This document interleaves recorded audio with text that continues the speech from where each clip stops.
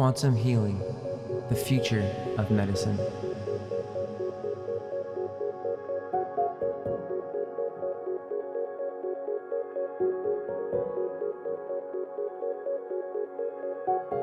Death, from what I've seen and experienced, is an extremely loving experience.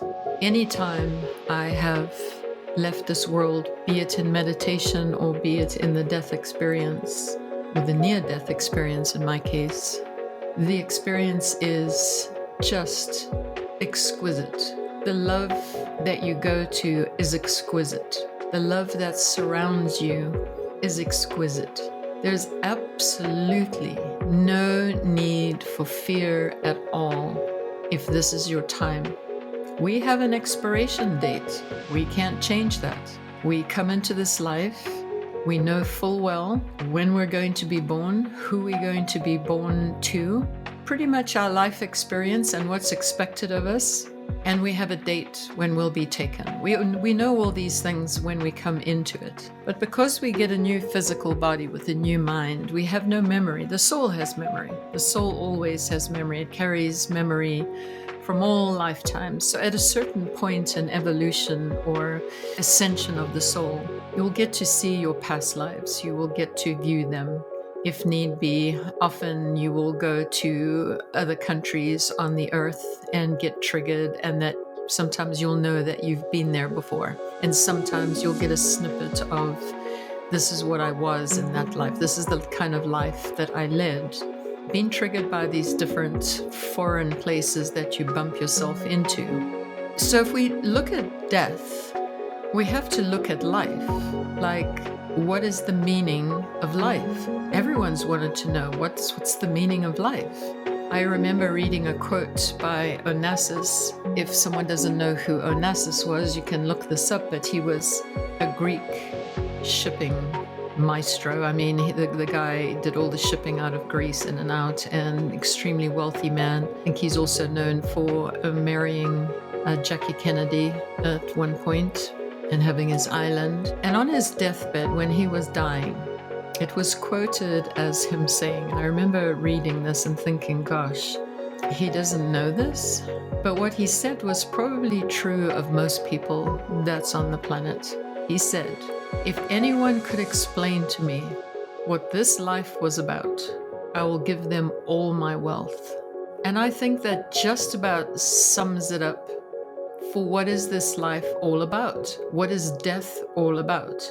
And it's a fascinating process that we go through as microcosms of the macrocosm. We get sort of sparked out from Creator, and we live these individual lives, and we feel very separated to the source, and we're constantly trying to find this love, and we get into relationships and they don't work out. Try another relationship, it doesn't work out. Oh, I found the one, and together for 60, 70 years, everybody's clapping, they found the one. Our desire is for Creator. Our Creator is the one we crave. That is our magnetic source. We want to go back to that which we came from. This is our yearning. We interpret it as many things.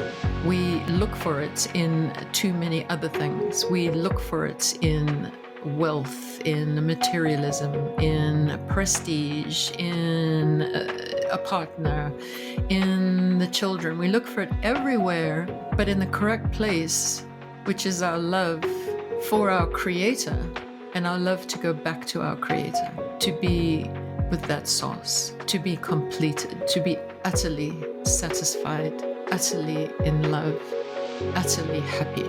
And that can only occur when we are again one with the Creator. We are one with God. We are God realized.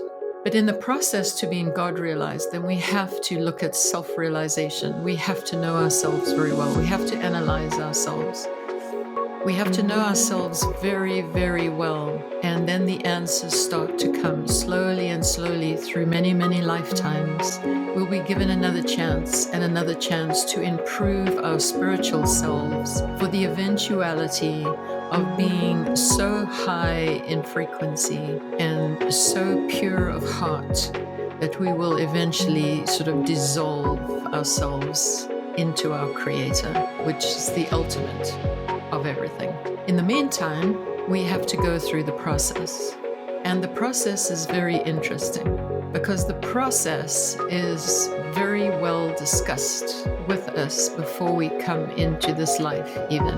We have our own personal, I call it the team, we have our own personal spirit guides, angel guides, whatever you want to call them. And it's a small group, but they are assigned to you to get you to do good deeds and to be as good a spiritual person as you can and overcome the obstacles of the past lives. And so we get into karma. In all the lifetimes that the millions of lifetimes, we've been everything. We've had to experience everything in our process going back to Creator. We've been plants, we've been all kinds of animals, humans, different timelines of humans. We've been on other planets, some people not so. They only come here, but some people travel. All these lifetimes we've gone through and we've collected good things we've done, good karma, and bad things we've done, bad karma, according to the universal law. Now, the bad karma, we have to redo. We do a do-over. They will give us similar circumstances. They will look at past lives and they'll say, okay, we've seen a repeated pattern in these last lives. We've been doing this robbery thing every single lifetime. You've been a robber. Okay, well, that's not going to put you in the good karma column. So in this lifetime now, we really want you to supersede that. We want you to get over that. We want to figure that out, that you don't steal anymore, that when you leave this next life, that's not the way you're going to be making your money. You're going to find another way. Now, this is all well discussed and it's a round table deal.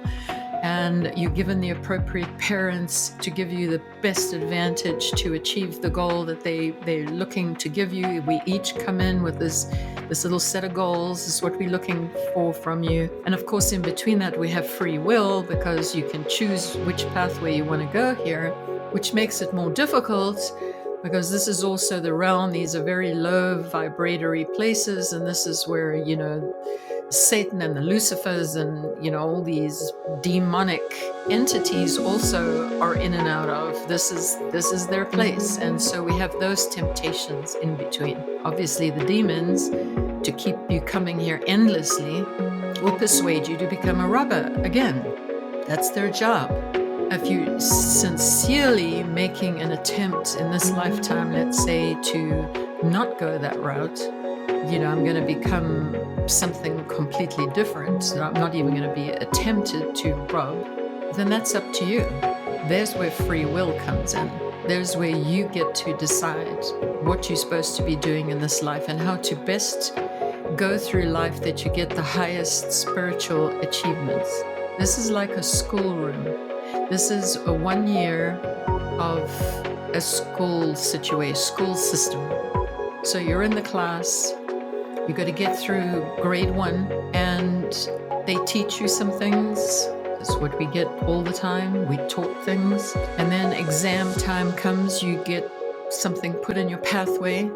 Okay, we think they've collected enough, knowledge to let's put this karma in front of them and see how well they choose this time. And you either pass or fail that because you're going to choose the right path because you're absolutely adamant you're not repeating that, so it's intent is there, or you don't. There's not much intention there and you fall and you become a robber in another life. Here's the next life. This is not good. But let's go for the good side, where you've chosen another pathway. You get tested. The test will always come. They don't just leave you in a whole lifetime to just rumble around and you fumble around. You get tests. Personally, I call them Himalayas.